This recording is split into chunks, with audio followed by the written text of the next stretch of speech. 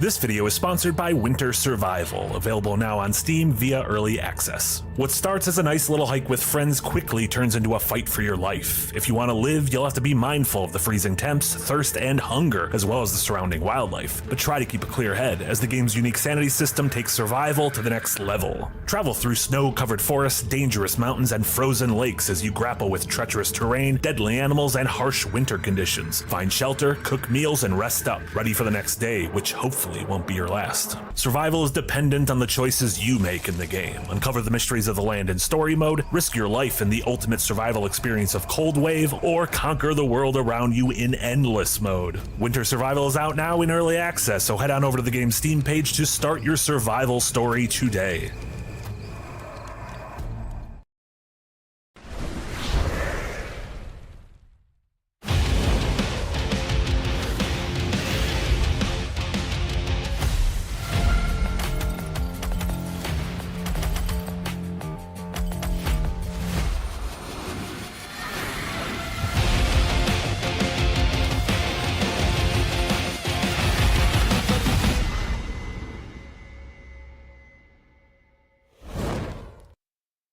Well, hello everyone, and welcome back to Firelink Podcast, episode number 22 for Wednesday, May 15th, 2024. My name is Marty.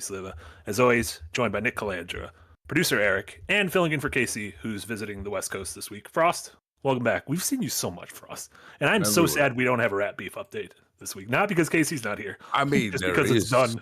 There is an update, but it's not musical. You know, it's turned criminal. It's turned we leave it at that. Yeah. Nick, you missed quite a rat beef update last week, let me tell you. Oh boy. Let me absolutely tell you. And welcome everyone. Welcome everyone watching live on YouTube. Everyone who's watching, listen to the podcast on one of your streaming services, watching the VOD. Welcome. We have an excellent show for you today. As you can see, before we get to our main topic, we're going to be talking about Ubisoft. They had a couple announcements today. One, pretty cool. New Assassin's Creed. One, pretty bad. The Division Heartland has just sort of quietly been canceled. So what that might mean for Ubisoft going forward, I want to talk about a little, I would say in the grand scheme of video game kerfuffles, this was a minor kerfuffle, but Marvel Rivals, which is the Overwatch Marvel game, has had some positive impressions from folks who got to play early builds of it and sort of played a little early. However, in their contract, they were stated that they can't say anything negative about the game. And so that was very quickly a, what are we doing here? And then our main topic, obviously, if we're just covering the AAA space, there's a lot of doom and gloom. Even the AA space, I feel like there's a lot of doom and gloom this year. However, we wanted to shine a positive light on what a year for indies. So I feel like last year the single A space doing? Is that what indies are? Just one A? No, I'm asking you. You said triple. You said double. How's the single? No, I don't know anything about the A's. I use these letters and I don't understand them. It's all very confusing. But this has been. I mean, we're not even halfway through the year yet, and I think it has been historic. A historic year for indies. So we're gonna be talking about that. How are you guys doing? Is everyone doing well? I have a new fence in my yard finally. Finally, Fence Cast 2024 can begin. What are you gonna do with your fence first? Stare at it.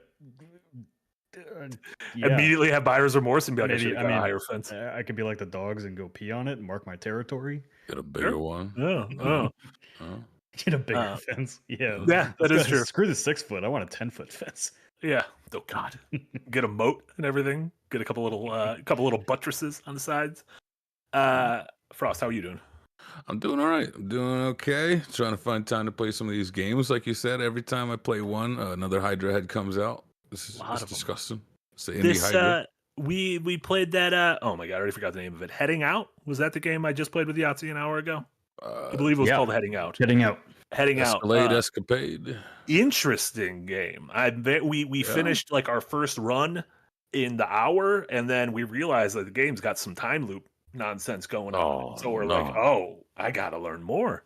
Could this be a 12 minutes like? There's no way to know. Oh no. There probably is a way to know. The dev was in chat, and I don't think it was a 12 minutes like. Yeah, but even like we'll get to it in the main topic, but even I feel like there's now tiers of the indie games. I think there's always almost tiers, yeah. Yeah, but like this year, it's like really sort of prominent in the like, oh, these are like the ones that everyone's talking about. These are the ones that are selling well, but are kind of niche. These are the ones that are reviewing well, who are only for the gremlins, and these are the ones that you really need to like be a truffle pig and start digging in the dirt to find. And let me tell you, I like my truffle pig games. Some of my favorite games. Do you guys want to get into some of this news? You want to get into some of this ubiquitous software? Well, Casey's not here. Oh yeah. Now we could slander it. All right. No Yeah. holds barred. Say whatever we want now. Let's start with the negative of Ubisoft. Okay. Well, I guess perceived negative, which is the Division Heartland was kind of unceremoniously canceled at the bottom of like a press release / financial earnings report. Nestled under a lot of excitement over the announcement of a new Assassin's Creed game coming out this fall. Nick, you were kind of saying how it feels like this is kind of indicative of a greater trend in the games industry of sort of the move away from a kind of free to play model. So, I guess what do you see of this as someone who plays a lot of one of Ubisoft's live service games in Switch? Yeah, I think in general, like Ubisoft out of all of them had what, like 12 free to play games in development that they've canceled pretty much all of them. Ghost Recon Frontline, Division Heartland. They had the Battle Royale game that I forget what it was called, Hyperscape. That was that. They had that sports game, Project Q, they were working on. They've got Roller that roller derby game. And I don't think anybody plays it. I mean, that's five games. Yeah, no, it's out there. It got released. But that's like five games that we know about that have all been shut down and canceled. And that's, I mean, it's, yeah, I think Ubisoft is like going back to just premium only and sticking with For Honor and Siege and Division, they're successful franchises that they already have instead of trying to go all in on this shit. You say the Division. Isn't that the game that got canceled? Well, the Division Heartland wasn't like the Division 3 or anything. It was a spin-off kind of Battle Royale-esque PvE. It was like a bigger take on the Dark Zone, basically, from the Division games. Flyover state game. That's the problem. Don't set it in the Heartland. You got to set it in one of those coastal cities. Yeah, but I mean, like EA's shut down pretty much all of their live service free-to-play stuff that isn't Apex Legends. I mean, you say this, but X Defiant comes out next week. That one did really well on its beta numbers wise. Like, there's quite a big audience waiting for that game. Whether it has legs, we'll see. Me. But, yeah, I don't know. We're gonna play it next week. That's what we're gonna do. Oh no. Is that a threat? I mean, I played the beta. It wasn't terrible. Its name is really bad. What are we doing? Its name is the worst name I've ever heard for a video game. It sounds like a bad chair. Gaming chair. It sounds like a bad chair. Sony, Ubisoft's canceled pretty much a lot of their free to play live service games. EA's canceled most of theirs. Sony's canceled a handful of them, including the Last of Us one. And they pretty much all they have left right now is Concord and Fair Games with the $sign. And Marathon, it's Bungie. Yep, Eric mentioned in the chat, Hyenas canceled by Sega. I think that wave of free to play, giving away all this work for free and hoping that microtransactions are going to do it. I think we're going to go right back into premium, $40 multiplayer games. At least they get some money back if they fail. Yeah. Or make your big $70 single player games that are also packed to the gills with various ways to spend money on ultimate editions and season passes and Helix bucks or whatever the fuck that was part of the, I guess we can move into the, Assassin's Creed thing is, so Assassin's Creed Shadows got fully revealed. It is coming out November 15th on PC and current gen consoles. It, as expected, takes place in feudal Japan. It takes place right around the same period as Shogun does, the end of the 1500s, and you play as dual protagonists. One samurai, Yasuke, who's the first playable historical figure in the series, and you play as a shinobi as well. So I guess it's kind of the best of both worlds of, do you want to slink in the shadows and do cool assassination kills, or do you want to do big old melee combats? And the stuff, the cinematic trailer they showed, again, I feel like you should also show gameplay, but we'll see that in like 3 weeks at Ubisoft Forward. But everything that they've said so far and everything that some folks who got to see a little bit more, they're saying all the right things. That being said, Ubisoft is very good with their AAA games of saying all the right things on the road to launch. Yeah, I mostly agree with that. I Assassin's Creed is like one of those comfort food series for me at this point. Like I like historical games, and so they scratch that itch for me every year they come out. Aside from Mirage, weirdly enough, as much as I wanted to go back to traditional Assassin's Creed, Mirage has not clicked for me. Don't It know also, why. I think a bad year. It came out in 2023, which was the year of the banger AAAs. Yeah, And it's like, if you're not a banger AAA, you got to get out of the AAA race that year. But a lot of IGN did like this 40 details you need to know article that I was excited for this Assassin's Creed game, but after I read that article, then I got actually interested in it because a lot of the details in here are focused on stealth and parkour. Like it seems like they're almost taking a lot of inspiration from Splinter Cell. You'll be able to go prone and crawl around. You can destroy lights. They talked about upgrading the engine and that like a lot of objects in the world actually react to you, which is something I think that's been hugely missing from most Assassin's Creed games. Lots of physics simulation. Weather can be used to mask your approach and stealth, like a whole weather system, even more interactive NPC systems, period accurate weapons. It's kind of sounding to me like they're maybe doing like a middle ground of like the health bar and like old school kind of Arkham combat they used to do, as there'll be like breakable armor on more heavily armored characters. So yeah, I mean, there's a lot of little details in there. It's really worth reading that article to kind of see all the differences. But it sounds like I don't know. What I took away from that is like they're hitting that middle ground of a Mirage and the more RPG heavy Valhalla stuff like that. Oh God. Where are you, hey, Frost? Where are you on the? Where are you currently in your relationship with Ubisoft, the big old AAA open world games? God, I liked them when they were more on like to the blockbuster side of all things. I don't come here for accuracy at all. I think that's why Mirage was just absolute doo doo. It did not feel like, hey, we're back to the basics. It's like, no, this feels like the reason I didn't really care for the new RPG ones, dressed up like the old ones. Plus, it's a guy I don't really care about with a story that I give no shits about. So I'm very much in that vein of like my favorite are obviously the first one, the ones with Ezio, Black Flags, and then who was it? The twins in Syndicate. Right? I'm much more there for the story. On top of the setting, I've been wanting this Japan one for who knows how long. Sure, yeah. In the chat, we're saying the leaks were correct. We've been saying the Japanese Ubisoft game was coming every year for the last 14 years or something like that. Eventually, we're going to get it right. We got them. It is funny, though, that it comes after Ghost of Tsushima sort of was like, hey, we can do an Assassin's Creed in Japan, and it's really cool, and people really like it. And there's like a heavy rumors that we might get a Tsushima 2 reveal at the next PlayStation Showcase, which would be about that time because it came out 4 years ago. So it's just funny that we could, we got Rise of the Ronin earlier this year. We'll have this at the end of the year, and then possibly get a glimpse of Tsushima, which probably wouldn't come out till next year anyways. But yeah, like I said, the game looks really cool. It's cool. And I don't. No, this isn't going to be for like Xbox One and PS4. No, it's next gen only. Yeah, next gen only. So like, can't call it next gen anymore. Right, yeah, I guess current gen finally. Current gen, I guess. Yeah. So there, I feel like this might be the one where they're like, all right, we got to do something crazy. Japan, okay. Yeah, and it's Ubisoft Quebec, who was the team who did AC Odyssey, which I liked.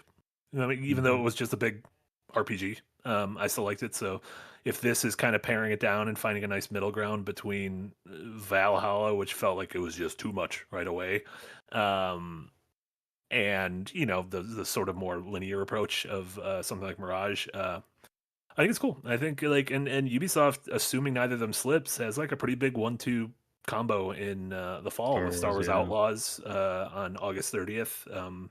By speaking of the Division, Ubisoft Massive, the team behind the Division 1 and 2. And then this AC Shadows, which these are two of the first big AAA games to really like plant their flag in the sand for the fall. And so I'm excited to see more of them, which again I imagine that'll be at the Ubisoft Direct or Ubisoft Forward, which is on Monday, June 10th. The screenshots, I made a note of it on Twitter. It looks like they actually got faces right for the very first time in an Ubisoft game. Oh, do you think they have like a history of weird faces? Oh yeah, every Ubisoft game has weirdly animated faces. They don't look right ever, and the screenshots for Shadows like, oh wow, those actually look like people. Yeah, I mean they've like never hit that sort of like crazy uncanny valley point of a of a weirdly Kojima game or a first party Sony game. weirdly enough, going back to play like some of the older Assassin's Creed games, they actually had better looking character models in Unity. When there was like, oh man, Unity, we gave Unity the wrong side of the stick. Not me. I gave it a 7. I liked Unity too. 7. Even with its bugs, I liked it. I didn't have any bugs. Pull your cord offline. Play the game. I was having discussions on about Assassin's Creed where I was like, I'm the odd one out where I like the ones that people didn't love because I like to set. I mean, I love the Ezio series, but I also really liked 3. I liked Black Flag. I liked Unity. Everybody didn't. A lot of people seem to not like Unity, but I liked it. And then Syndicate, everybody seems to like, and I don't like it all. Yeah. And then didn't you put like 1 billion hours in Valhalla? Yeah, I love Valhalla and I love Origins. I did not love Odyssey as much. Oh yeah. Look at that. And Assassin's Creed for everyone. Yeah. I did like what do you think the name Shadows. What do we think of the name Shadows? I think it's cool. I think it's fine. I mean, what else are you gonna call it? Assassin's Creed Japan? Yes, why not? If you want to just hit the nail on the head. Honestly, I would have stuck with Code Red. I thought Code Red was kind of cool. That's because you love the dew. You got dew on the brain. I have Blue Dew though. It's called Blue. You did what? Excuse me. Oh God. I'm looking at their pre-order stuff. At least it's not as heinous as it used to be. It looks like you're gonna get for a little. You get a season pass for 2 planned expansions. What's this Ultimate Pack doing here? Ooh, skill points. What is happening? You love a nice skill point. Oh God, it's like you love to pre-order a game so you get a nice skill point. Yeah, you immediately regret what you said before. He fact checked himself. Yeah, it's. I mean, it's part of that AC Infinity stuff where it's going to be part of that launcher, where they basically. That's pretty much what Call of Duty Warzone's doing. Like it's not that heinous really. Like it's actually, I don't really mind how they do it with Call of Duty because you can load up the Call of Duty platform and basically if you have like Black Ops Cold War or Modern Warfare 1, 2, or 3 installed, like you just launch them all through there. It's not a huge deal. I assume that's what they're doing with Infinite, whatever the fuck they're calling it. Stop calling things Infinity or Infinite. But I believe it's Infinity. Yeah, I guess so. With a Y. Yeah. Yeah. I'm as of right now, I'm excited for it because first off, it's one of only 2 games with a November date, and the other is Anton Blast, which is we have Pizza Tower at home. And as of right now, there's no other big Call of Duty open world games. I mean, they Call of Duty right there, but like there's no big like I'm not gonna feel like I have open world fatigue because even between now and then, obviously we're gonna get Elden Ring next month, but then Star Wars Outlaws seems like it's a little more constrained than like a big sprawling open world. So I'm sure more things are going to be announced for the fall, especially probably in the coming weeks with Summer Game Fest and the various showcases we're going to see. But it seems like a good time. Like it seems like this fall is a time where I'm like, all right, I could go for this. Granted, I said the same thing with Far Cry 6 and I paid $70 for it and I played it for 2 hours and then I just wasted my money. So I mean, I've played every Far Cry and Far Cry 6 even bored me, so yo, no. You just gotta get that next one. North Korea, Cillian Murphy. Ugh. Those are my 2 favorite rumors. Are that it takes place in North Korea and Cillian Murphy's the main bad guy. I'm like, I don't think either of those are real. Wait a minute. I was spin the wheel. I was bitching about deserts and sci-fi labs off of Yahtzee's Stellar Blade review. I think I'm gonna add Paradise Islands to it too. Ooh, Paradise Islands where things go awry. They're pretty at least. You know, there's nothing in the desert. Sci-fi labs, it's as close to like brutalism as you get. If you're gonna do a desert, you gotta do just hella mirages. Just throw some real cool mirages in there. Really fuck with me. Listen, if you're gonna do a desert and it's gonna be set in the apocalypse, Stellar Blade, add some fucking color in there. Damn. No color in the apocalypse. Absolutely. Tell that to Far Cry New Dawn. Damn, New Dawn. And Rage 2. Yeah, and the Mad Max movies. The Magenta games. Yeah. Get your George Miller on. Yeah. Get him here. Darren just got out of his premiere screening at the Cannes Film Festival. Let me tell you, very jealous. Very jealous of that man. Yeah, I bet he had. Do you think he had to clap for all 7 minutes of the standing ovation? I bet he. Do you think they wanted to sit down after 4 and he refused? I bet he started. Knowing was the last one out. Knowing Darren, he clapped for 7 minutes and then he started clapping for another 7 minutes because he watches those movies immediately. And then he apologized. Yeah, he probably walked out the door and just turned around and walked back in. For members of our Patreon at $5 and above, you can check out Darren's daily Cannes Film Festival travel logs. He put up his first one this morning. Wonderful. Let me tell you. It's just like we're there on the Riviera.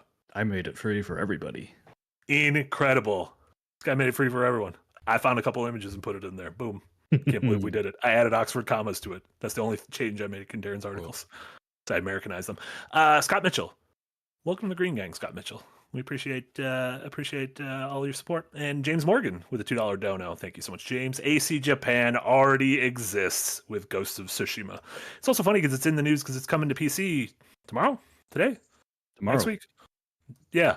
So if you're in one of the countries who's able to buy it, you can play it on PC now.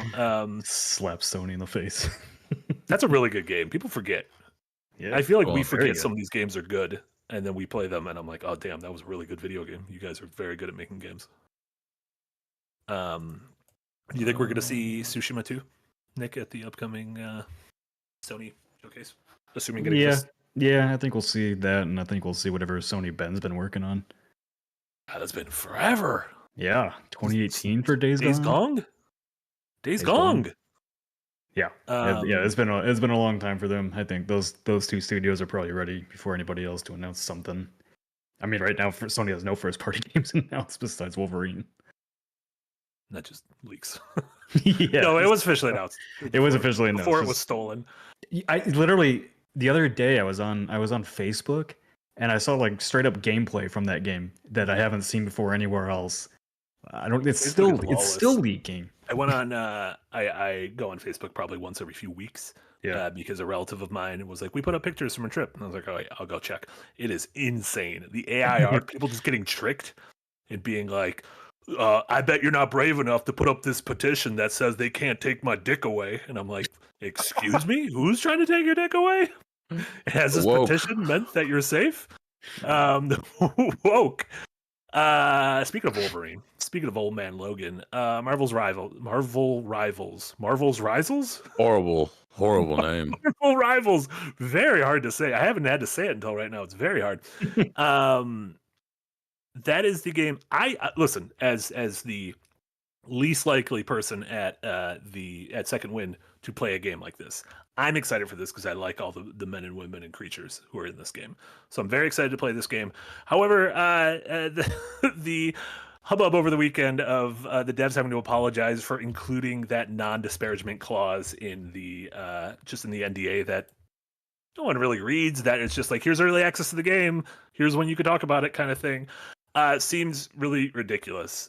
Frost is someone who's had to dabble in this kind of space. Did you read this as like something nefarious, or was this just like a dumb thing that got overlooked? What's your take on it? I don't think it's nefarious. It's so much as like whoever it is that's dealing with the licensing and whatnot. It's like we don't want to make Marvel themselves or whoever we're working with actually embarrassed and whatnot. So I think they were more so like, you just kind of tone it down, right? It's hard to explain to the CEO. What do you mean they calling me a shitlord? What is that? Like, I don't want to have to explain that to the guy.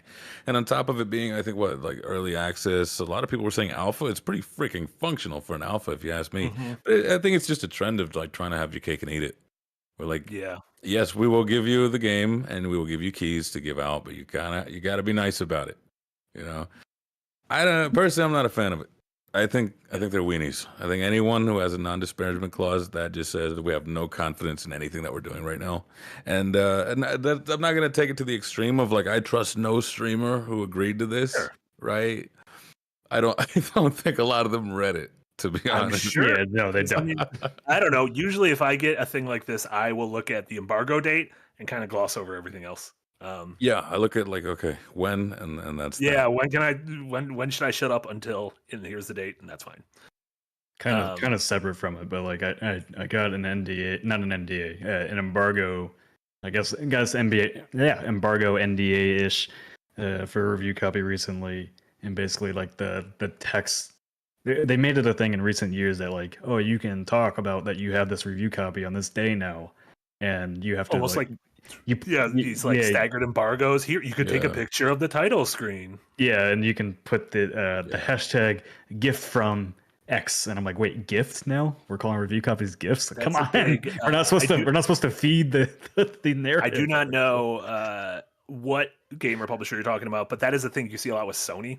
Like Sony will have those staggered. I remember when Last of Us 2 review copies were going up, seeing like people were able to say they had it, and then a day later they could show that title screen of like the whatever it was, like the boat on the water kind of thing, and then it's like the staggered. And I get it because it's ostensibly free publicity leading up to the review embargo and everything. I think it's weird though to give that to critics, like influencers maybe, but like critics, like I don't know, like I mean, there's look at the shiny toy I've got that I there's an audience benefit to it if you can tell people, hey, we're you guys are asking, we are able to talk about whatever Paper Mario next week Friday. So Paper Mario. I don't know why I said the game from 20 years ago, but I kind of get it. But yeah, at certain times it does kind of feel like flaunting. I don't know. Whatever. Temo S in chat says gift sounds a lot better than bribes. Like once you've done this long enough, a review copy is like not that exciting. It's just like, okay. Yeah, no. That's for people who don't get free games. Like, like your first couple review copies, like, oh shit, I made it. I can do this as a thing, and then like this is the best game ever. After 1,000 review copies, like, okay. Yeah. No, like the only excitement you get, which is in any job, is if you get your project really early, so that you're like, oh, I have enough time to be able to do this project, and it won't kill my social life for a week. Like that. I get excited about review copies when they come in 2 weeks in advance. let me say, if you wanna, if I want to say who got their shit right, it is fucking Donkey and Big Dredge. Hey, I got Starstruck Vagabond review copies out 2 weeks in advance. I mean, Donkey Animal Well was like a month. Dredge, I just want to say, Dredge was like a month and a half. That was some confidence. That is nice. It is nice to just have that 2 weeks again, perfect amount. Like that is wonderful. So I will say more of that. I understand why it doesn't happen with a lot of games. I think a lot of things are finishing things up to the 25th hour, but that is. Yeah, I think it just speaks to the market. And honestly, a lot of these streamers were probably screened beforehand. They were probably going to say nice things anyways. Sure. You know, like I don't think a lot of it applied to people like Siegel. He's a nice dude. He probably like was he the guy who sort of he was the Overwatch guy. The nonsense. Yeah, he was the one. He was the one that called out the nonsense. But like that's as flaming as he'll get.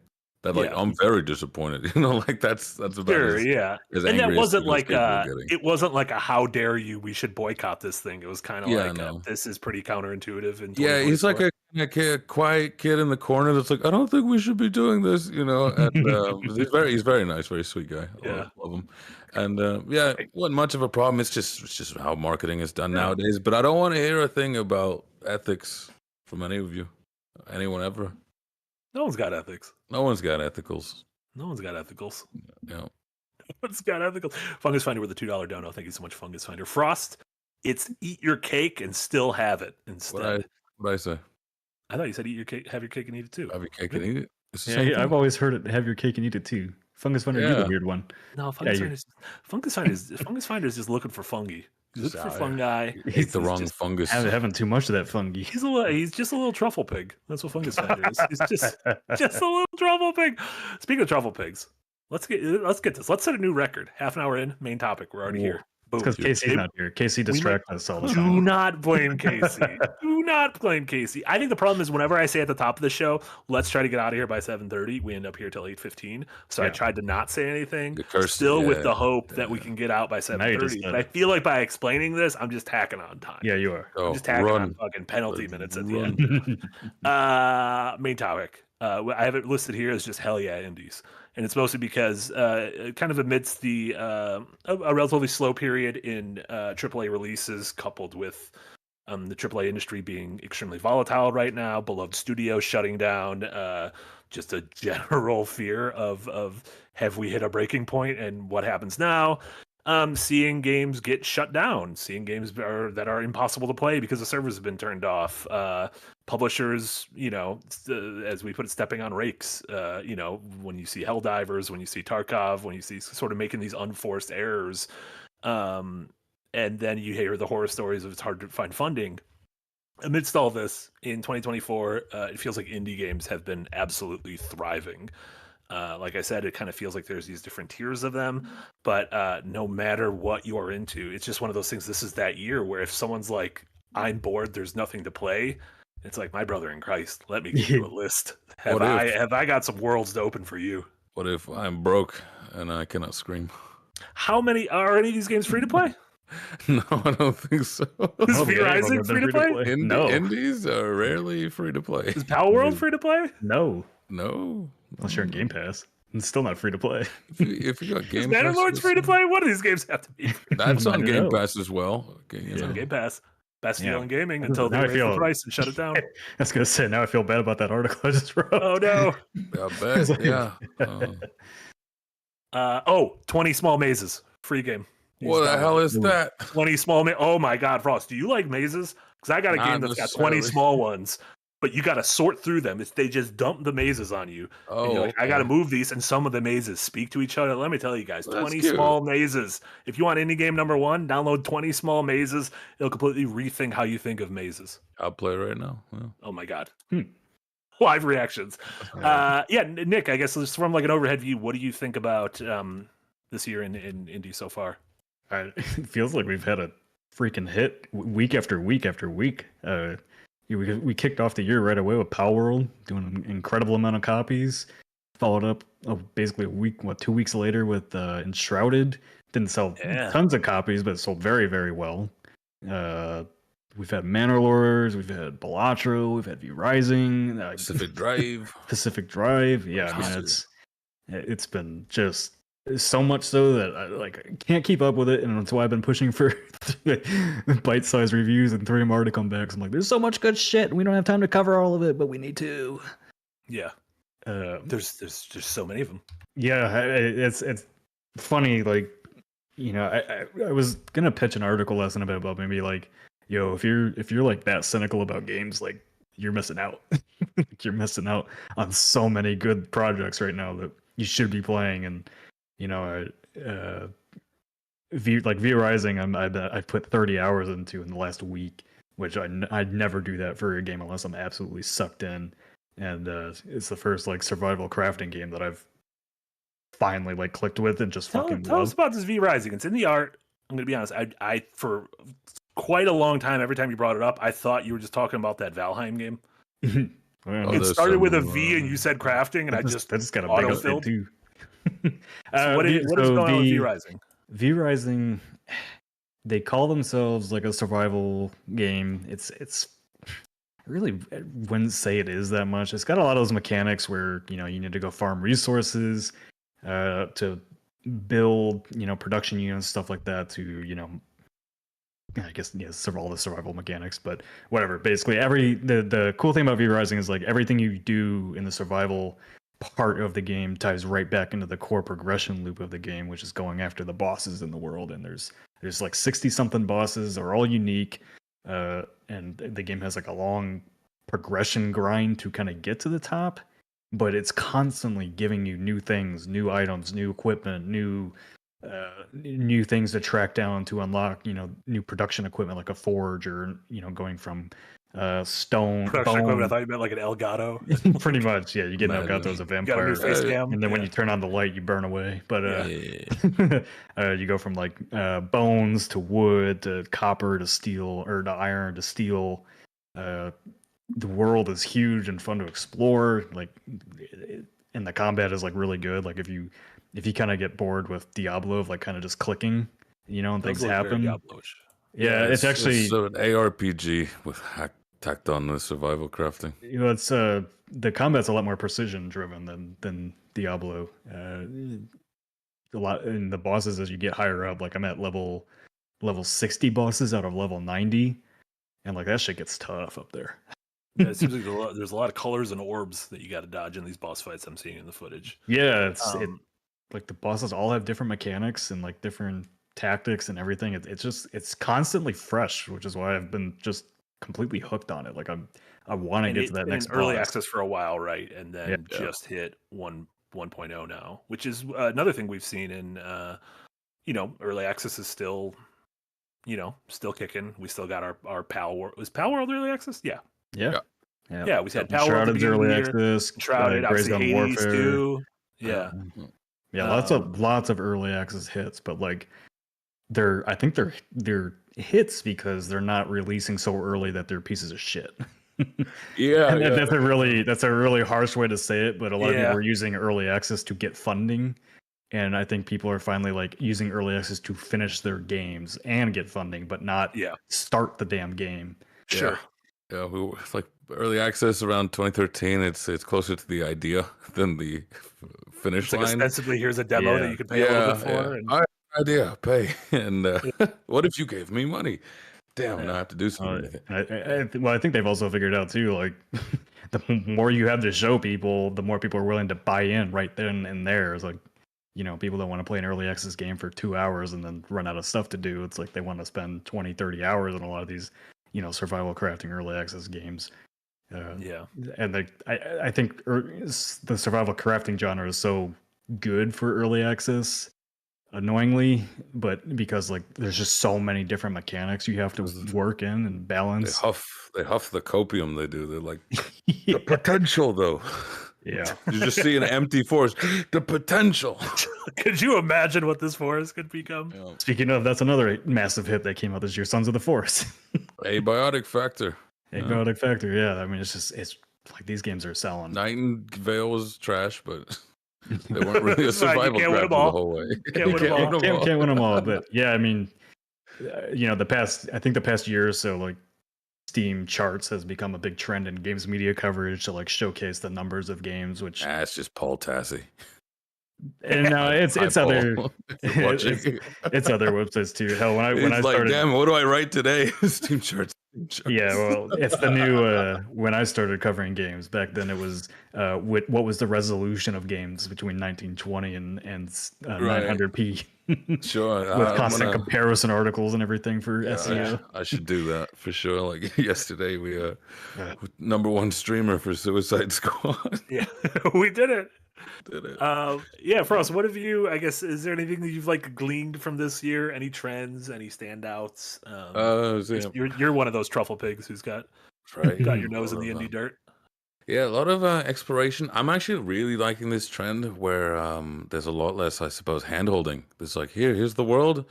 Enjoy yourself, especially like recently here with Lorelei, Animal Well, Crow Country, Big Kitty Little City. Even in the most cozy, casual sense, they're just like, have a go. Absolutely. Right? Yeah. Been nice to sort of get your that's autonomy back. That's an interesting through line between those. It's a bunch of games that like quite literally some of them just drop you in media res. Lorelei, you and Yahtzee were both like, did we accidentally start someone else's save? Save? Yeah. That game just starts. That game just legitimately starts. Animal Well, same thing. Like just kind of you are born from this little thing, and then it's like, well, go figure out what's going on. Little kitties, it's nice little Stray like micro open world. Interesting comp between those. Just going through them, it's quite nice. To the point of like, some people definitely haven't vibed with these sort of games. Maybe they do prefer a more like, I guess more handholdy, something a little more dynamic or something. Same thing with like Lorelei. A lot of 5 out of 5s and 10 out of 10s for that game. But as I said to you, Marty, it felt a bit like I was playing a Layton game or Clayton, whatever it was, where I was like, Professor Layton from Tarzan, right? Yeah, Professor Layton, where it's just like, it's a lot of those old like brain teasers and stuff like that, more so than actually like riddling and all that kind of stuff. I still like the vibes, right? But it caught me at a time where I put it down, not because I didn't like it, but because I went, my mind is not in the mood for this right now. I will enjoy you later. You need to be playing under. Like, I would be like, okay, certain times a day I'd want to play this. Whereas when we got Animal Well, I was just like, I got to fucking get to the end of this. I don't care when pulling out my Steam Deck. Also, Steam Deck, let me tell you, has been like, That has been my go-to indie machine. Like, holy Moses! Almost all the games we're mentioning run us. Oh, I guess George Lucas asked earlier. V Rising on Steam Deck. Nick, did you? Yes, it runs very well on Steam Deck. Oh, nice. There you go. That's one of the nice things about all these indie. That being said, Indica. Ooh, I tried a little bit on Steam Deck. Ooh, actually, machi. Also, Indica did not run well on my PC. I should rephrase that. I'm playing on the Lenovo Legion Go. It runs great on there, but I know they just posted an update, like a big update about Steam Deck verification. It's completely verified. Gotcha. So if it runs on that thing I'm using, it'll run on the Steam Deck fine. Okay, yeah. No, Indica was the only one where I went, oh dang, I got to go to the office for this one. Yeah. Unfortunately. Yeah, and that's finally. We're also seeing these sort of have a lot of these games. While like V Rising is PC only, correct? For now. Yeah, it's coming to PS5. Yeah, whereas Animal Well launches on Switch and PlayStation, Lorelei's on Switch and PC. Indica is coming to console this week, I think. So I like that a lot of these games are also getting broader audiences. As much as the Braid Anniversary Collection came out yesterday, and it launched on 8 platforms. It launched on all the PlayStations, all the Xbox, Switch, PC, iOS, and Netflix. Which is just really impressive. There's a lot of platforms to put out a game on. My platform of choice. My Netflix. I love a nice Netflix em up. Yeah. Just got done with the Stranger Things, and now time for a game. Yeah. I'm going back to our discussion a few weeks ago, Marty, about like the AAA scene, like the independent AAA developers that are all kind of quietly building games in the background. Like I'm like just seeing how well like independent developers are doing with shoestring budgets and stuff like that. Like, man, I'm excited to see, a lot of these developers where they had their own studios under big publishers. They've all left now. They've all gone to make their own things. Like, I'm excited to see what they can do with good money and their own control. Like, right? Yeah. I feel like almost this indie developer discussion is almost like just a larger trend of like people. I think in general, it's not a new thing, but I think it's gained a lot of steam with all the layoffs and everything, just kind of being really sick of the way, the big publishers operate and work.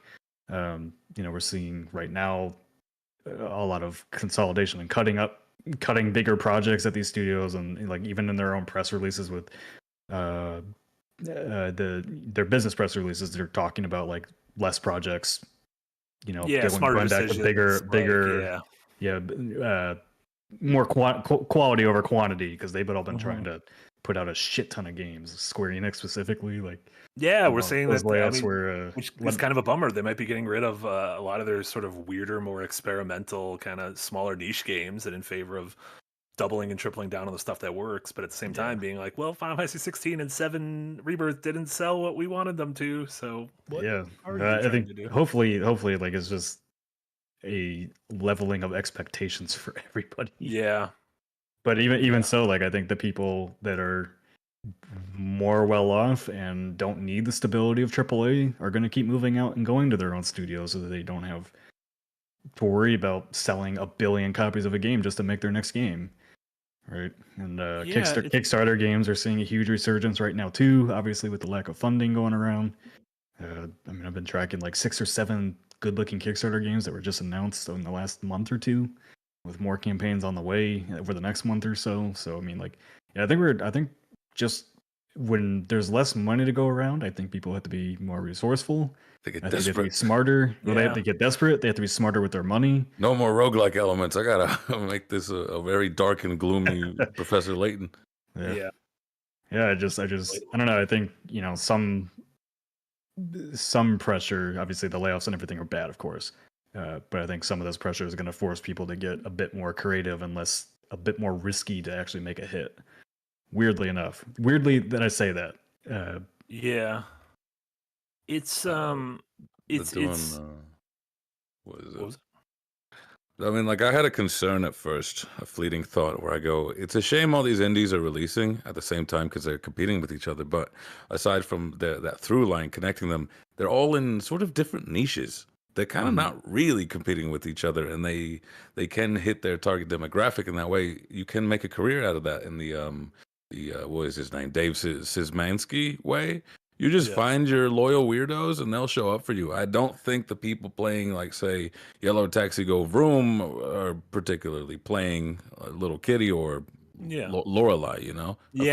I feel they can actually stand on their own and we don't have to sort of make them fight anymore. Like, oh, how are you going to get the wider audience? Where's your RPG elements? Where's your loot boxes? I mean, that's the thing with sort of the fragmentation of monoculture as a whole. With so much out there to consume, there's no longer those kind of everyone's gathering around to watch fucking MASH or Seinfeld or even like last year we had more games where it felt like everyone for a little while was playing Tears of the Kingdom, everyone was playing Baldur's Gate. Doesn't really feel like we've had one of those games yet this year, and so what we get are these kind of fragmented, passionate, I guess Pal World, for that short stint. We get these more fragmented audiences, and I even see this now where like people, I know that there's some people I follow freaking out about Animal Well, being like, we got to get to the bottom, we got to figure out all these like fucking top level mysteries.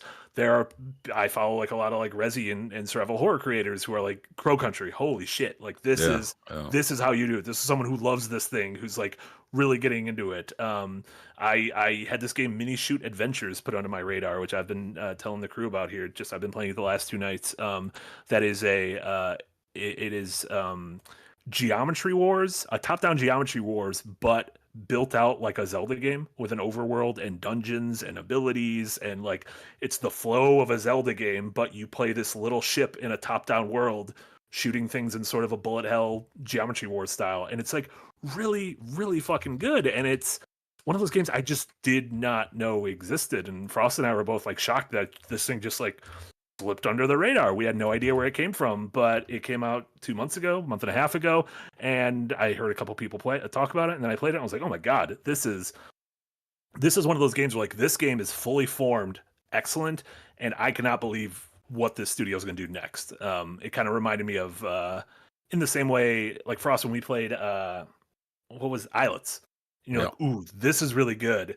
I can already see what their next thing is going to be, and we're getting that with Crypt Custodian. A few years ago, I was talking about Haiku the Robot, which was one of my favorite kind of Hollow Knight clones, I guess, non-pejoratively, because it was a game I absolutely loved.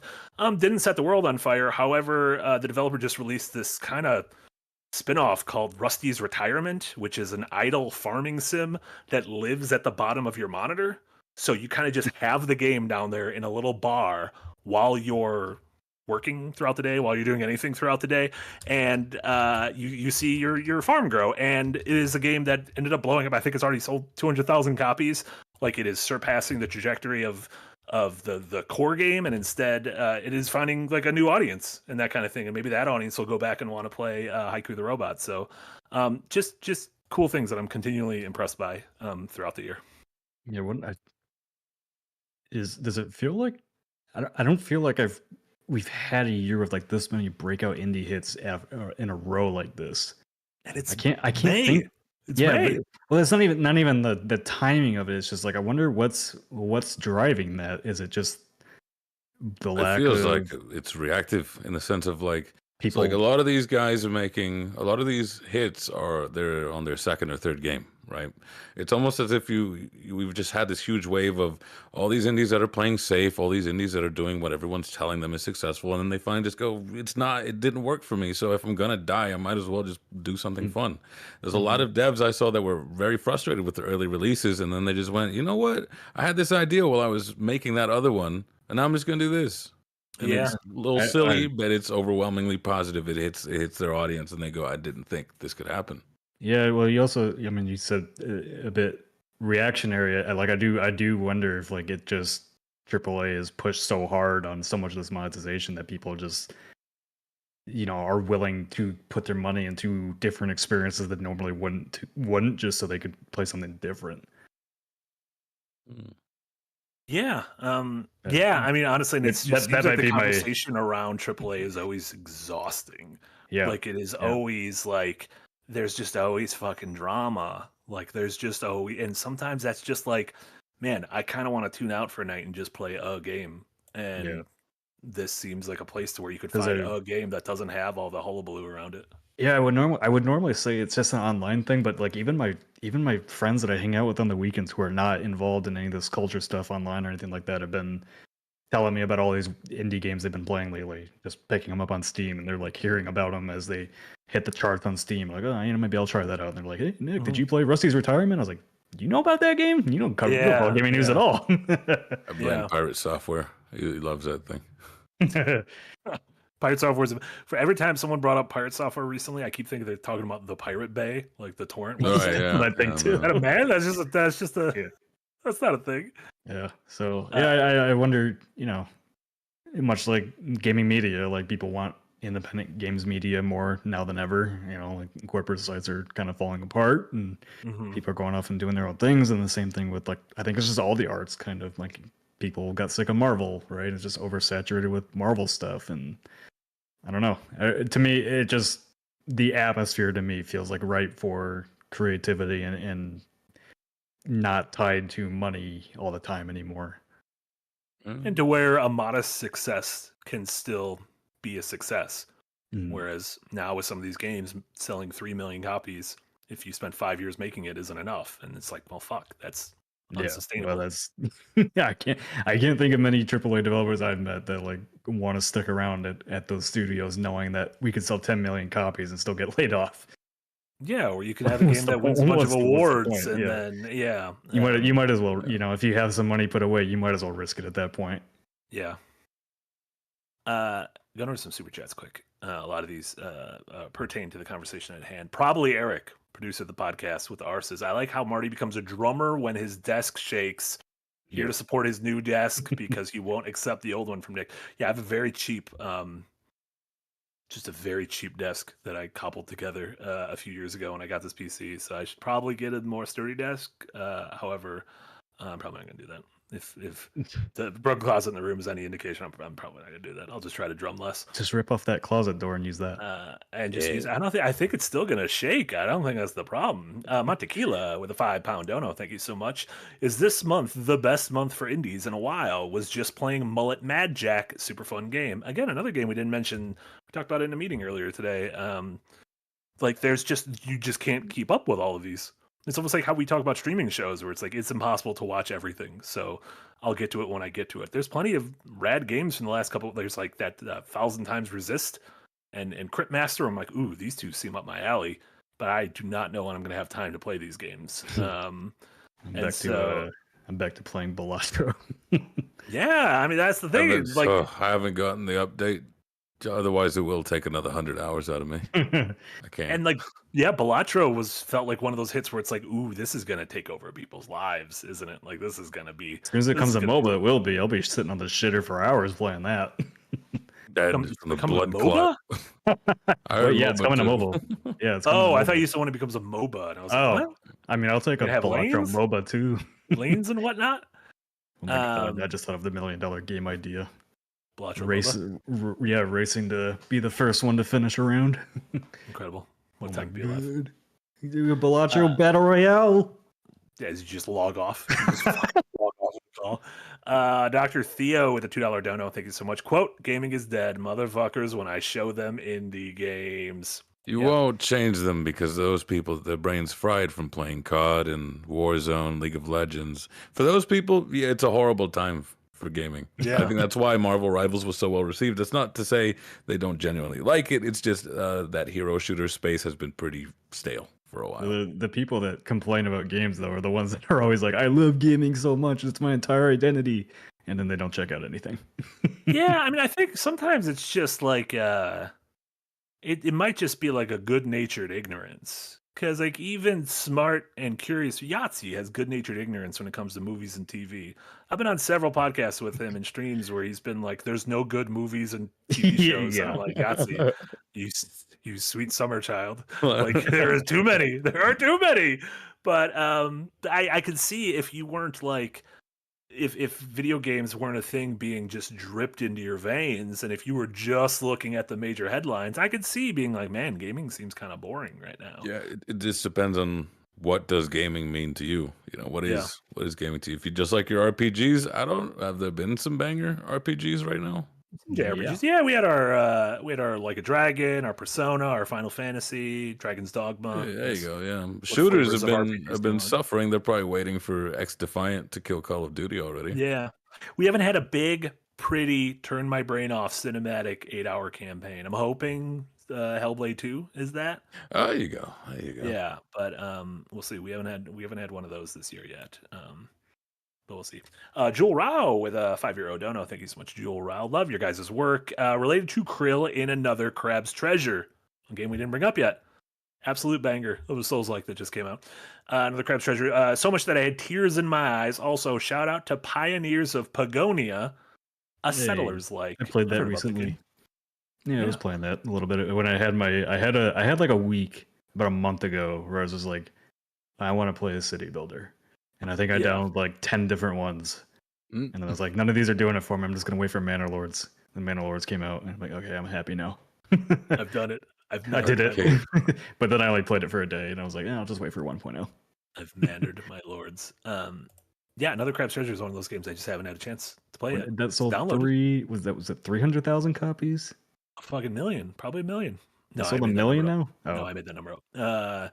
Seems like, I don't know, it's doing really well. It's on Game Pass, which again is, for all the woe is me, we could talk about Game Pass. It is still like an excellent resource for, cool fucking indies, especially if you can kind of pair it with some of the other services. Like PlayStation has launched Animal Well into their free services. In terms of Game Pass, we had Botany Manor launch to it. Manor Lords, if you're on PC, they're getting some stuff a little bit late, but like Humanity and Chance of Xenar, which were two of my favorite games of last year, coming to Game Pass. So even if you hold out on these things, a lot of times they might fall into your lap if you have a service like this, which I always think is cool. Nordic. Better get all that positive talk about Game Pass out before video next Don't worry, week. it's 2 weeks away. That's fine. A little over.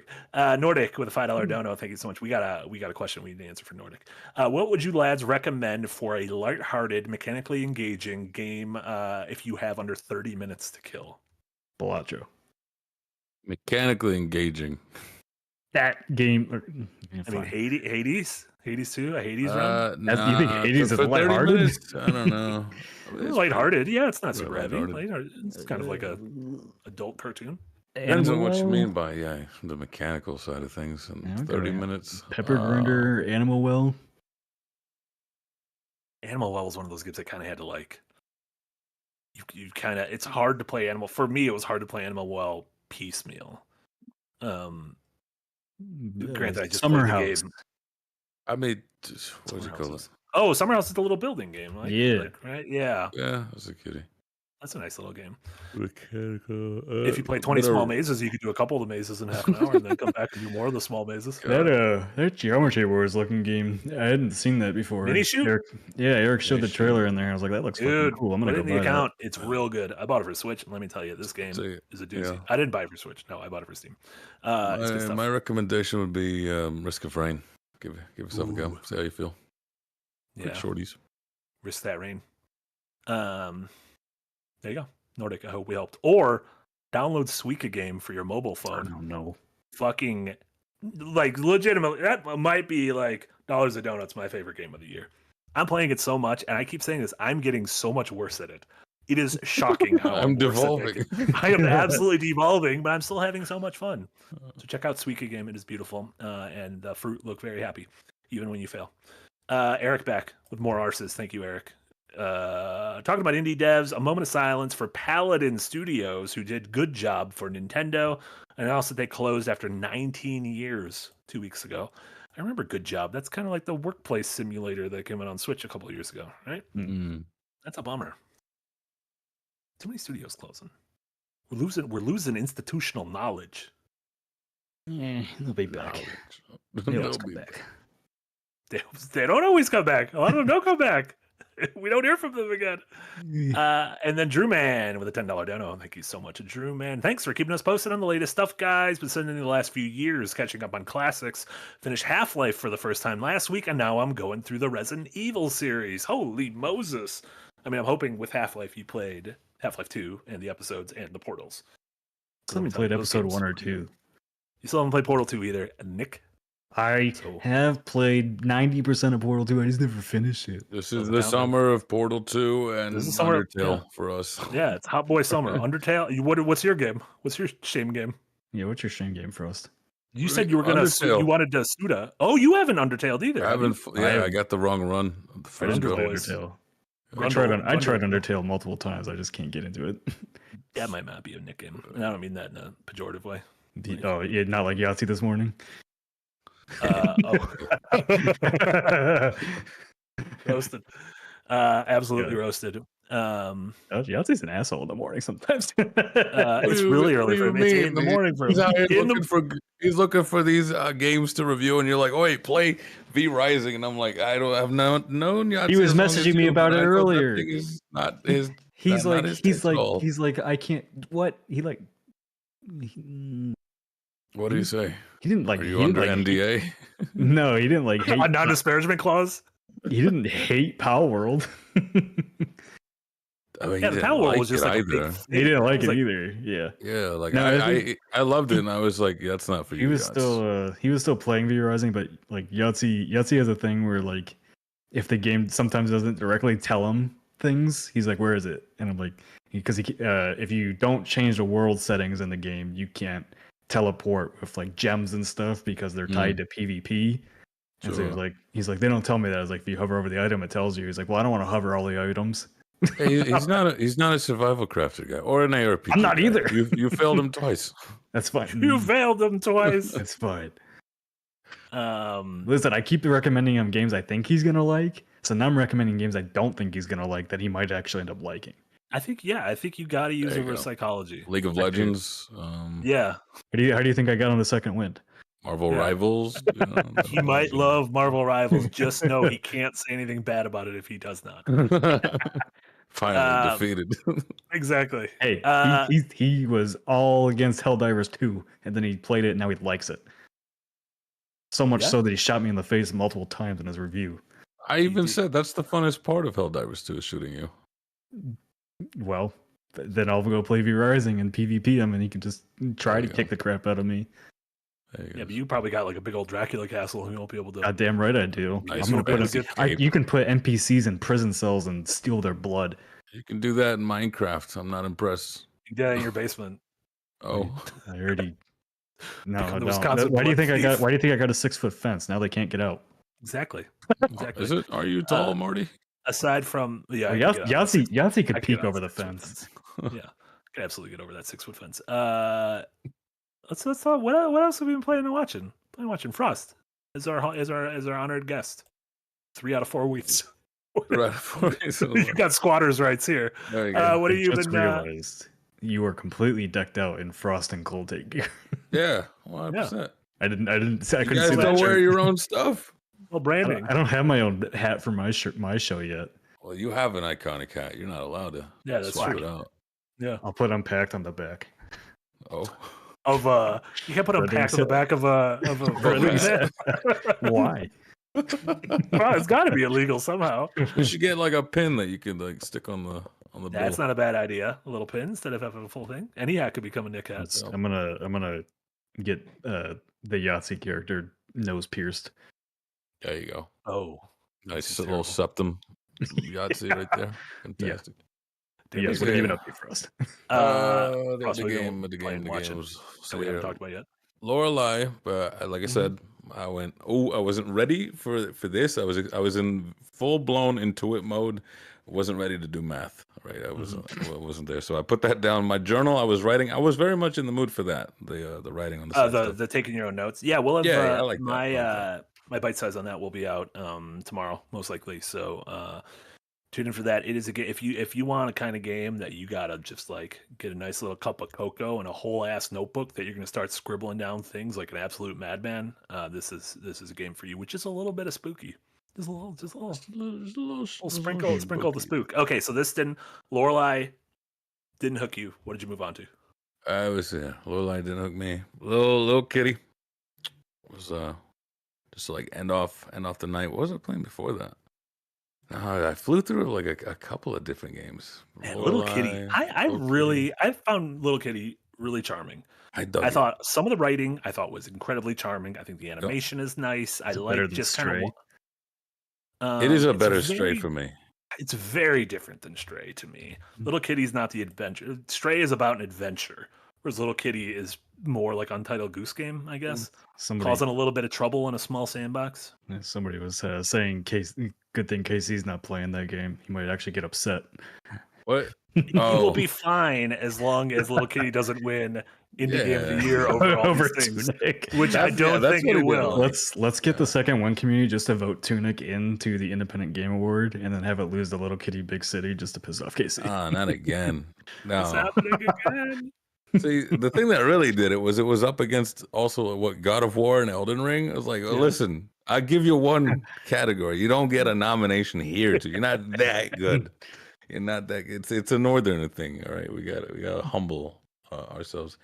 Was it? I finished Indica. I had to play that in like 2 parts because, like you said, it chugs on the Steam Deck, and I couldn't play it down there. Oh my god, the concept great. The ending, man, really deflated me. That felt very 2013 Reddit. There is no God, and that's it. It's funny, yeah. You, without spoiling what the ending is, you and Yahtzee both felt sort of underwhelmed by the ending, where I felt equally kind of taken aback and confused, but it worked for me. Like, I'm still thinking about it. I'm still sort of noodling.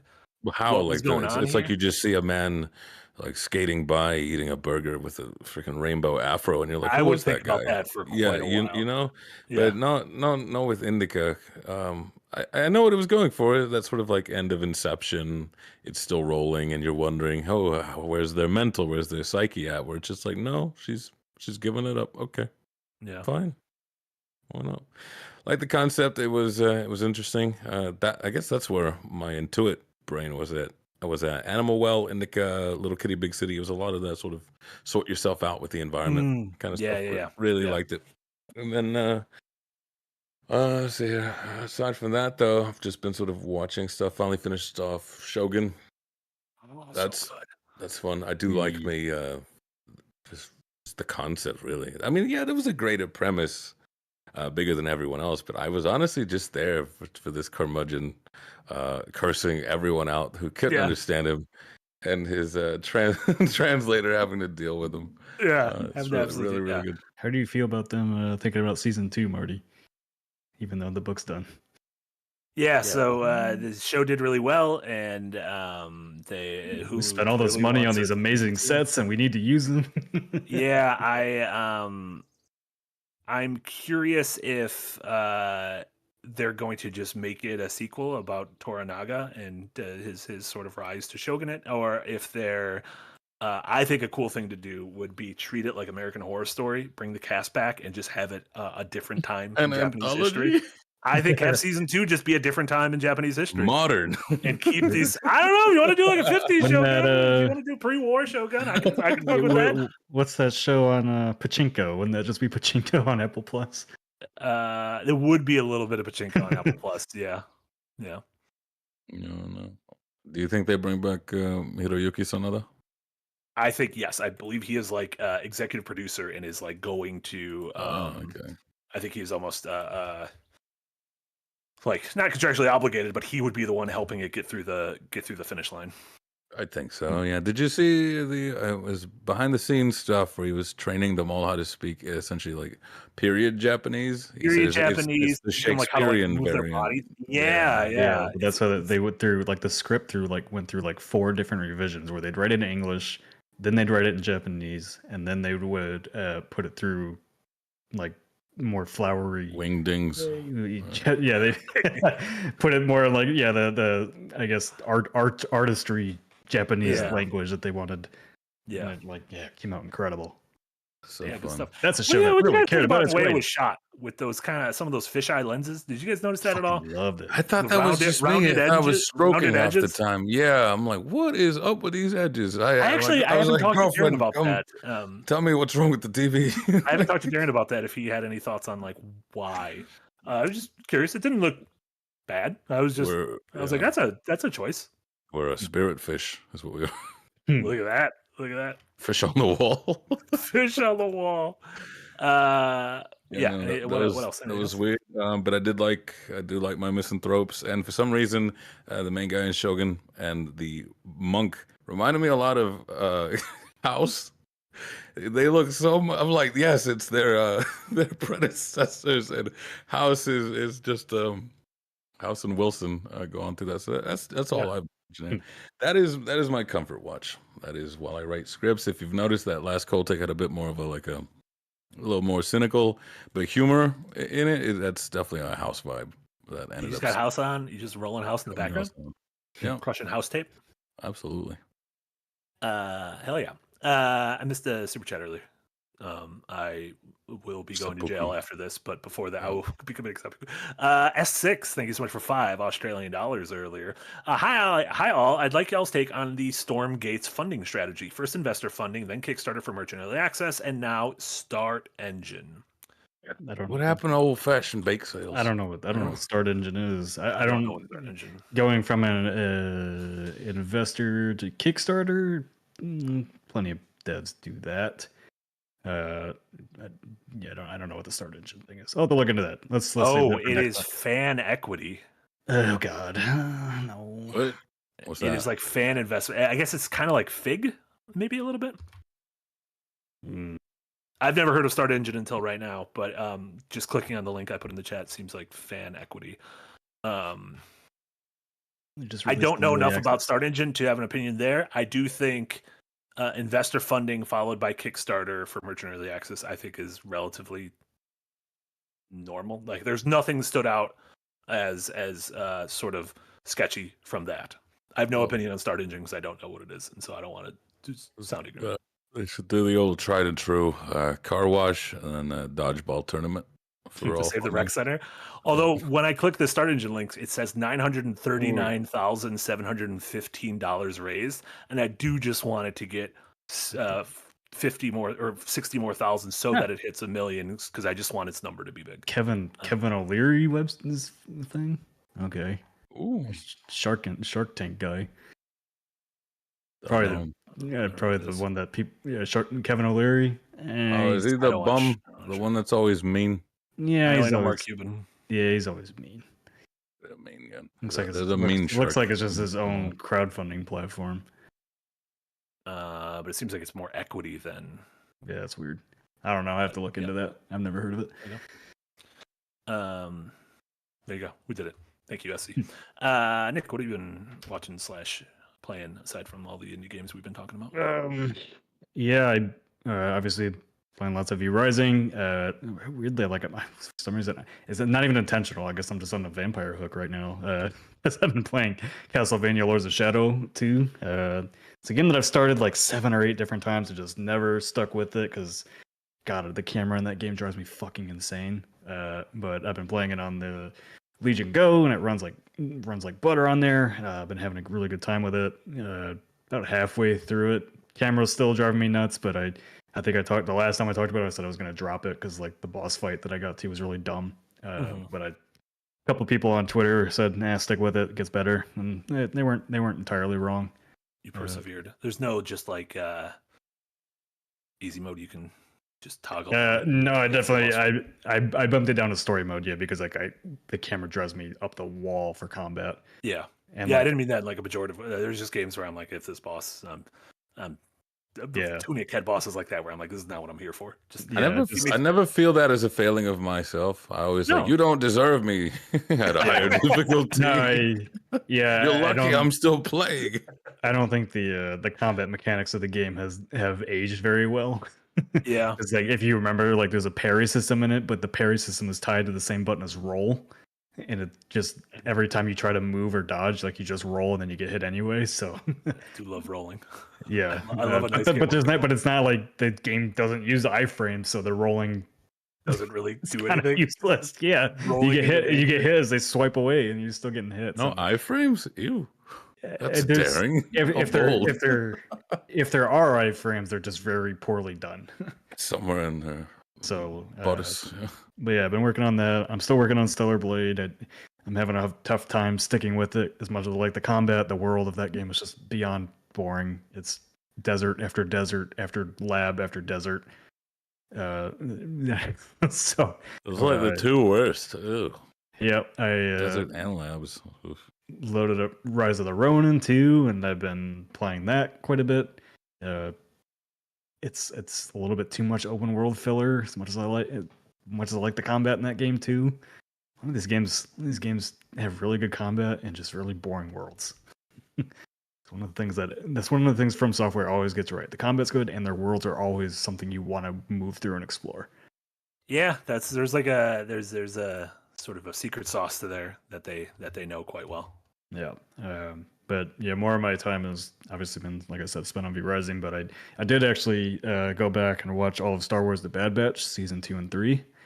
I stopped watching. Yeah, I came away actually really enjoying it. I stopped watching because I stopped having to watch. I didn't. It was less like I'm done with this show, and it was more of like, well, we're not doing this Star Wars podcast anymore, and I'm not writing anything about it, so I don't need to do this. No, it explores a lot of really cool kind of story beats about the clones and like how the Empire just kind of tossed them away and made them redundant, and it gets into a lot of political stuff later. Season 3 is a little on the rough edges of like dragging things out for too long, but like that show gets dark. That should get dark as shit. Like they're experimenting on kids and the one part where it really falters is basically the Bad Batch tries to answer the question of how the Emperor came back, and they go into this whole thing of Project Necromancy and everything. But then by the end of the show, none of that matters. So they didn't even answer the own question that they went to set out to fix. They're trying to Clone Wars it and fix the prequels like they did they're trying to do the Clone Wars where they fix the prequels with Clone Wars by filling a lot of story gaps. Trilogy. Yeah, they're trying to do it the sequel trilogy, and even though even Filoni's like, I don't know how to do this. Fuck it, just gonna toss this shit out of here. It's stupid. Yeah. But in general, like I came away enjoying the show. Like I've really just enjoyed the animated Star Wars stuff so much more than the live action stuff for the most part.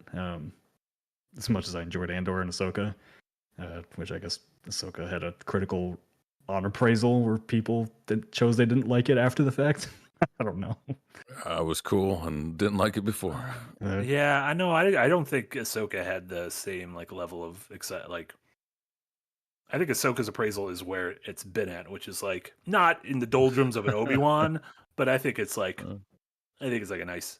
It has its big fans and it has its haters and it has its mediums. Yeah, whereas Andor, if you don't like Andor, you can go kick rocks. Like it wasn't shit enough to do the video after the fact. It was actually a gem, No, it wasn't shit. If if you had watched all of Rebels, you probably loved it for the most part. If you hadn't watched Rebels, it was okay. And then if you haven't really kept up on Star Wars, you're probably like, I don't know what this did for me. Not enough Stockholm syndrome. Huh. Yeah, enough Stockholm.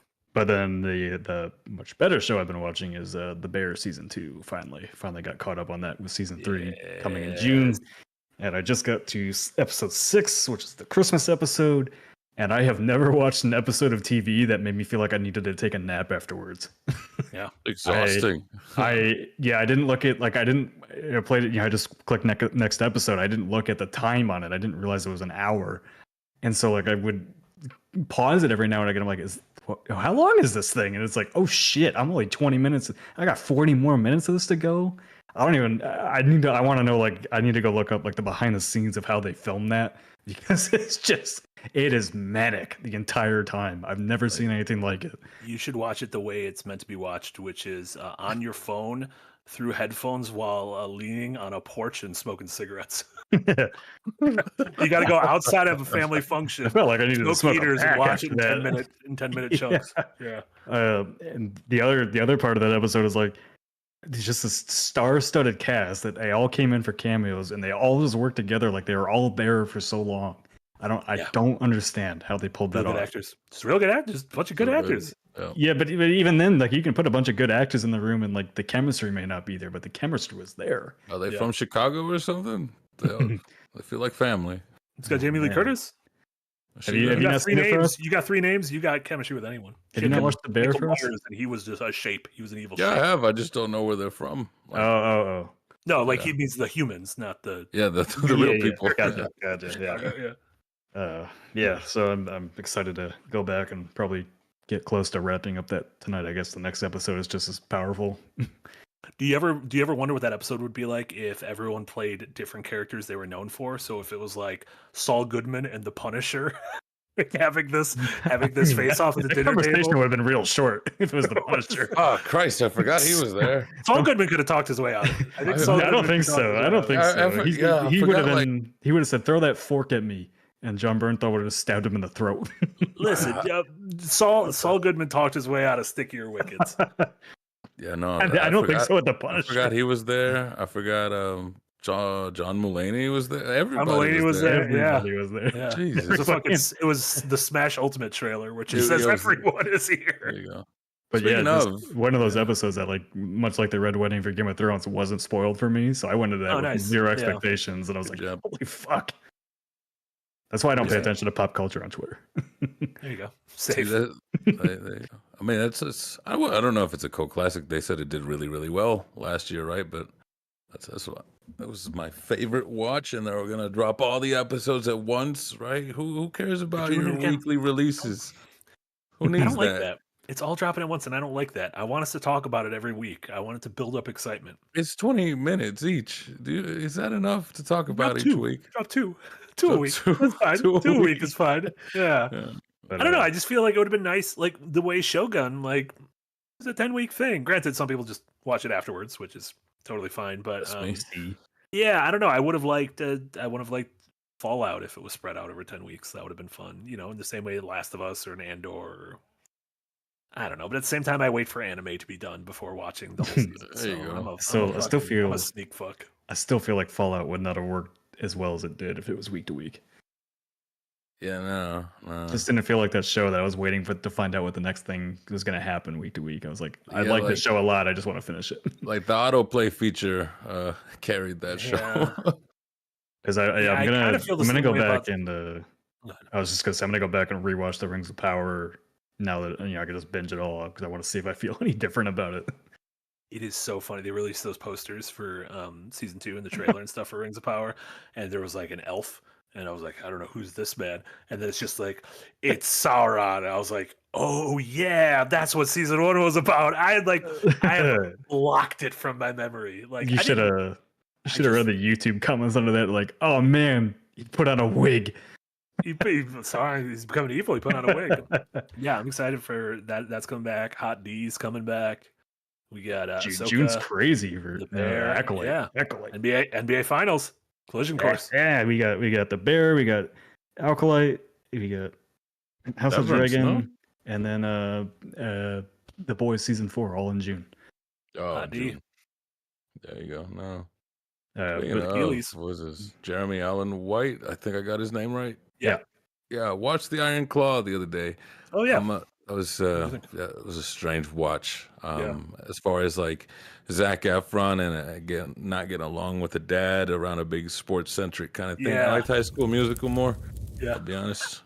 I understand the whole kayfabe, wrestling's fake kind of thing, but it felt like they never stopped the kayfabe and they never stopped the faking at any point in time. And as someone who has seen videos of the Von Erichs, I was like, I don't know.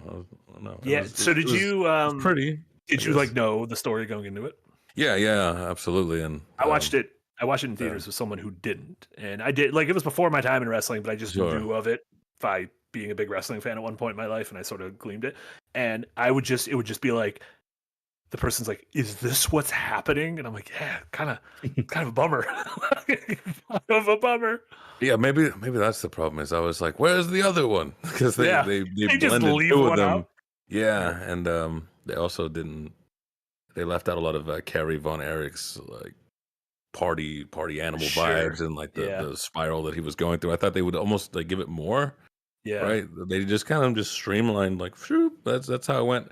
And also, good God, man, they're like 5'5", 5'6", each and every one of them, but they're representing these like 6'4" behemoths. These Goliaths, Yeah. But like, dang, those camera angles are working for you. Of course you had to put them in that order. They did their muscle. They got their muscles. They got their hard body era. He's playing the boss now. You know, Jeremy Allen White playing little Bruce Springsteen. Yeah, they're putting him on everybody now, aren't they? Yeah. Good for him. Good for him. I hope they make a cinematic universe of people playing musicians.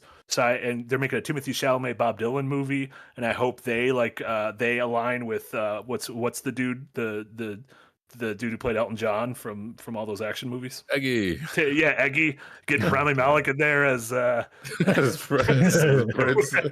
Yeah. Prince, Queen, yeah. Yeah, they're making a Michael Jackson biopic, although his family's authorized it. So I'm like, I don't know if I'm going to trust this. To be honest, we're going propaganda.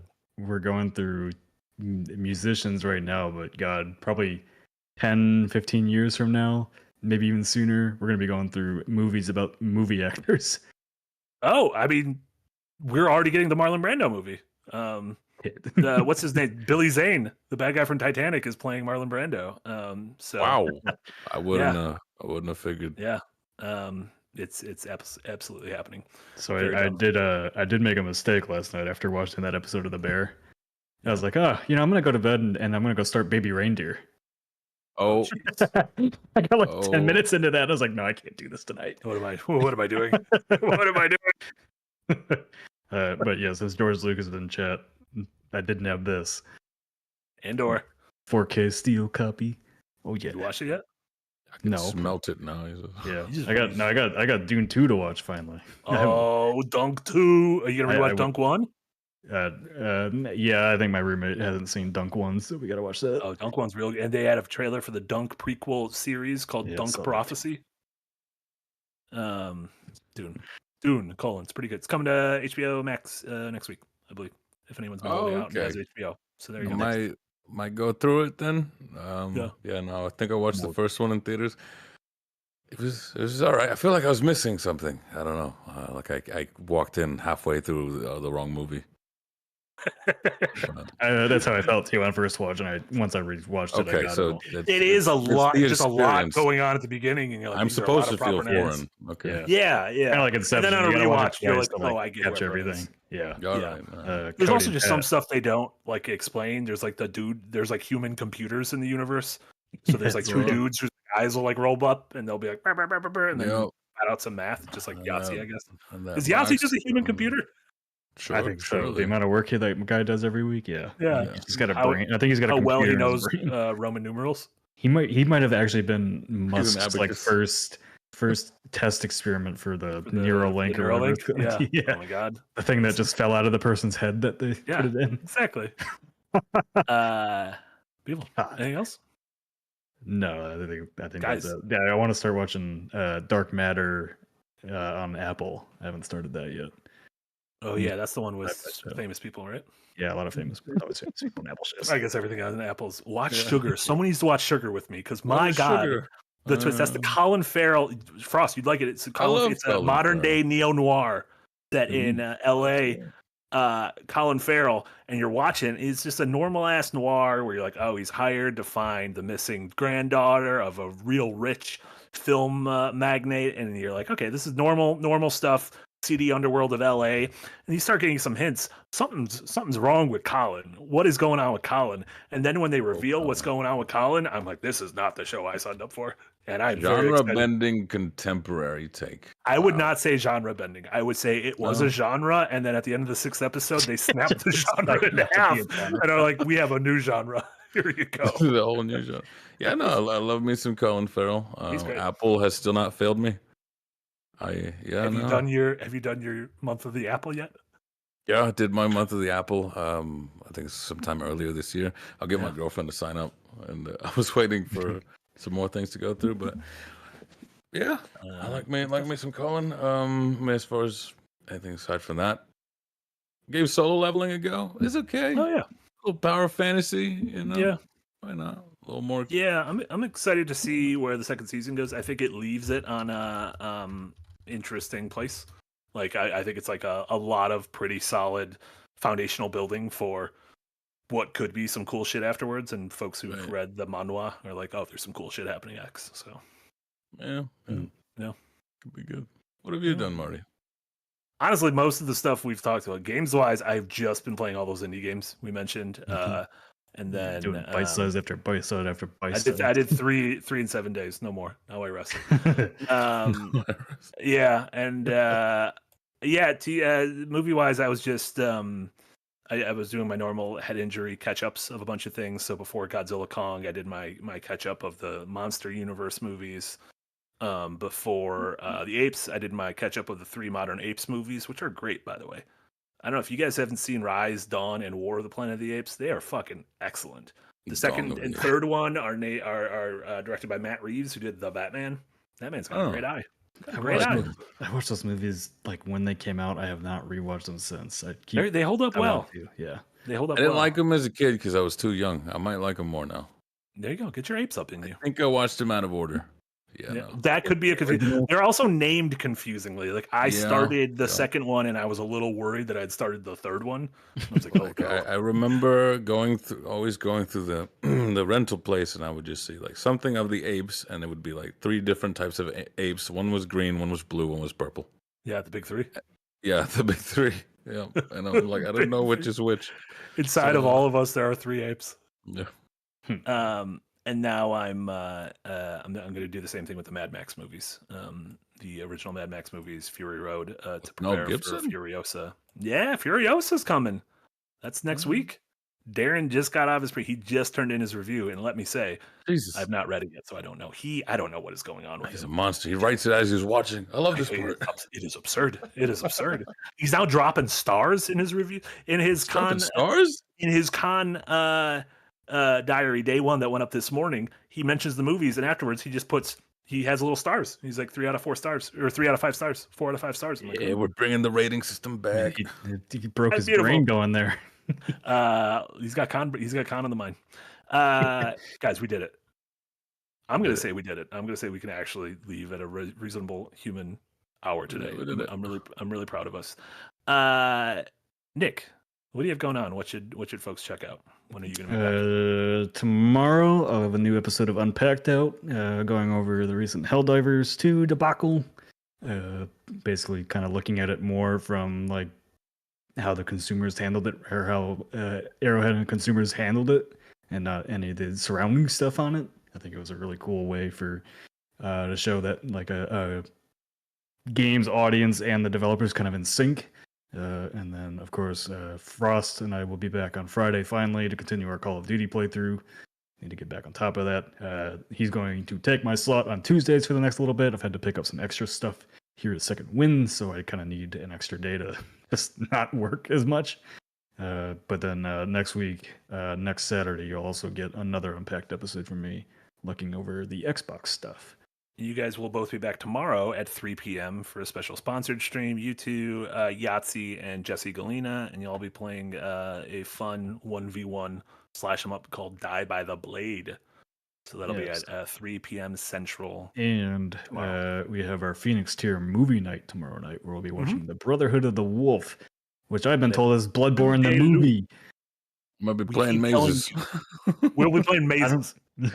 Come for the Bloodborne, stay for the mazes. I think that for Phoenix Tier members, we'll have full details tomorrow. But if you were at the last one, that is, we'll be opening up the lobby around 5:30 or so Central, and starting the movie at 6 on the dot. Thanks to our wonderful cinematographer Eric.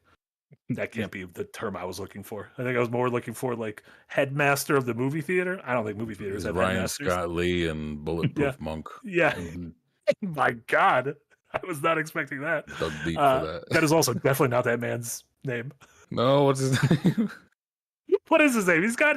He's also a 3-namer. I'm tired He's the guy from American Pie.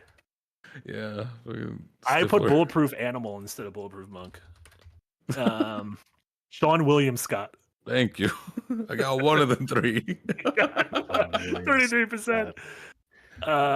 Frost, what do you have going on? What do I have going on? Go watch your old Cold Take. Stifler, yeah.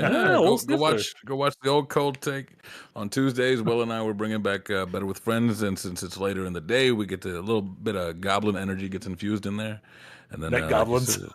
Those goblins, I tell you what. Let me see here, and then the usual stuff. Tomorrow's stream, you said there was something for Friday, and then newly released on Sunday. There you go. Hell yeah.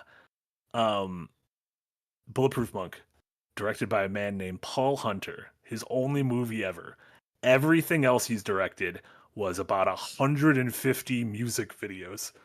Aaliyah, Erykah Badu, Lauryn Hill, fucking Boys II Men, LL Cool J, Babyface, Tribe Called Quest, Hole, D'Angelo, The Way I Am by Eminem. Oh my god. What? Will Smith's Freaking It. These are song names or people? These are music videos. People and then music videos. Yeah, Right. Justin Timberlake's Senorita, I'm loving it. Nerds, maybe. Oh my god. He directed Drop It Like It's Hot. Incredible. Oh my god. I'm his new biggest fan. What a time to be alive. Just one film, and then the rest of it is just banger after banger music Filmography, video. though, upcoming Government Cheese. Sure. Oh, it's got Bokeem Woodbine. Shout out to Bokeem Woodbine. He's the guy who kind of looks like Dave Chappelle, but he's just a really good actor. Thresh Gordon says, "Oh Nick, listen, my brain is one track, and it's for games media stuff. That's why I'm good at my job." And for Stiflers. Well, yeah, Stiflers. Stiflers is a funny name. Yep. And for Stiflers. Go watch Blue Mountain State too. Shout out to Blue Mountain State. It's on Netflix now. Skelly Boy with a $10 dono. Thank you so much. Popping in to say cool topic. Thanks. Of course, I missed it. Have a good one, Skelly Boy. Better late than never. Appreciate it. As for me, check out the stream. Our only stream tomorrow will be that aforementioned 3 p.m. stream for Die by the Blade. No Devil May Cry because Casey is out. Phoenix stream members, I'll see you tomorrow night. And then you should have my last of my 3 bite size up tomorrow. Animal Well and Crow Country went out already, and Lorelei and the Laser Eyes will be going out tomorrow. And then Jack and I will be back at noon on Friday in our normal Elden Ring slot. However, we will be playing. This will be another sponsored stream for a very cool Advance Wars like called Athena Crisis that I'm very excited. I've been playing a little bit over the past few nights and I'm heartily enjoying it. So please tune in for that. Thank you guys so much. Thank you everyone for joining us. Everyone in YouTube, everyone listening on Spotify, your podcast services, anyone watching the VOD. I really appreciate it. Always appreciate that you give 2 hours of your time every week to listen to this nonsense. So it means the world to us. So for Nick, for Frost, and for Eric, this was Marty. This was Firelink episode number 22. Thank you all so much, and we'll see you all tomorrow. Only an hour 40 this time. You cheated them. We didn't cheat them at all. Last week we gave them too much.